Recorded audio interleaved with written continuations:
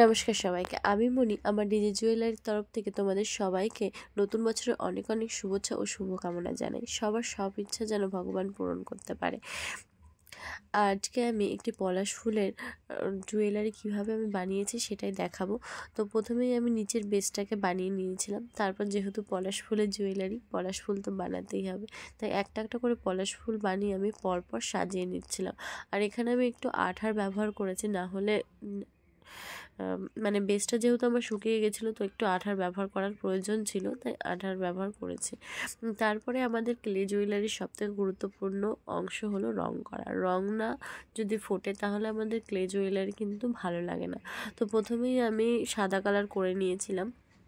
তারপরে শুকিয়ে যাওয়ার পরে কমলা কালারটা আমি ধীরে ধীরে প্রত্যেকটা পলাশ ফুলে দিয়ে দিচ্ছিলাম। আর একটি আমি চুড়িও বানিয়েছিলাম, সেই চুড়িটাতেও আমি পলাশ ফুলের যে কমলা কালারটা হয় সেটা দিয়ে দেওয়ার চেষ্টা করছি। তারপরে একটু যে গোল্ডেন ইয়েলোটা হয় সেই গোল্ডেন ইয়েলোটা আমি দিচ্ছি, কারণ এটা আমার পুরো কমলা কালারের যে পলাশ ফুলটা হয় সেটা হবে না। এটা একটুখানি হলুদের আর হালকা কমলা এরকম কম্বিনেশনে আর কি পলাশ ফুলটা আমি বানিয়েছিলাম, সেটাই আর কি বানাচ্ছি। তো আমি ধীরে ধীরে গোল্ডেন কালারটাও একটু একটু করে দিয়ে দিচ্ছিলাম আর মিশিয়ে নিচ্ছিলাম। মিশিয়ে নেওয়ার পরে যে চুড়িটা আছে সেটাতেও সেমভাবে আমি গোল্ডেন ইয়েলো কালারটা ব্যবহার করছি। এবার এই রঙটা আমার ব্যবহার করার পরে আমি আবার একটু কমলা কালার দিয়ে দিয়েছিলাম। কমলা কালার দিয়ে দেওয়ার পরে হালকা লাল কালারের একটু একটু করে শেড দিয়ে দেওয়ার চেষ্টা করছিলাম। তারপরে প্রত্যেকটা পলাশ ফুলে সেমভাবে আমি লাল কালারের শেডটা দিচ্ছিলাম, আর চুড়িটাতেও সেমভাবে দিয়ে দিলাম। দিয়ে দেওয়ার পরে এটাকে মিশিয়ে নিচ্ছিলাম তুলি দিয়ে, যাতে দেখতে এক জায়গায় না লাগে, মানে মিশিয়ে নিতে তো হবেই রঙটা, না হলে পলাশ ফুলের রঙটা সম্পূর্ণ হয়ে যাওয়ার পরে আমি নিচের যে বেসটা সেই বেসটা করব। তার জন্য আমি একটা খয়েরি কালার যেটা হয়, মানে খয়েরিও না, এটা হলো বাদামি বাদামি রং। এই বাদামি রংটাকে আমি নিচের বেসে দিয়ে দিচ্ছিলাম।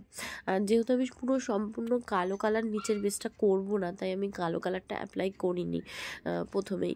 প্রথমেই আমি এই বাদামি বাদামি রংটাই একটু দিলাম, তারপরে এর উপরে আমি কালো রংটা অ্যাপ্লাই করব। আর পলাশের যে বৃন্তগুলো হয় সেই বৃন্তগুলোতেও আমি এই আর কি বাদামি কালারটা দিয়ে দিচ্ছিলাম একটা একটা করে। কানেরও সেমভাবে আমি দিয়ে দিয়েছি। তারপরে যে চুড়িটা আছে সে চুড়িগুলোতেও আমি এরকমভাবেই খয়েরি কালার দিয়ে দিচ্ছিলাম। তারপরে বললাম কালো কালার দেব।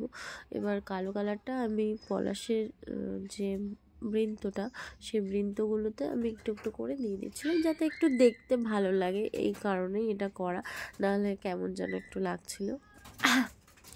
তারপরে দিয়ে দেওয়ার পরে আমি কানের যে বেসটা ওটা পুরো সম্পূর্ণ কালো কালার করব বলে একবারে কালো কালারই অ্যাপ্লাই করেছি। এবার সম্পূর্ণটা কেমন হয়েছে দেখে তোমরা জানিও, ভালো লাগলে লাইক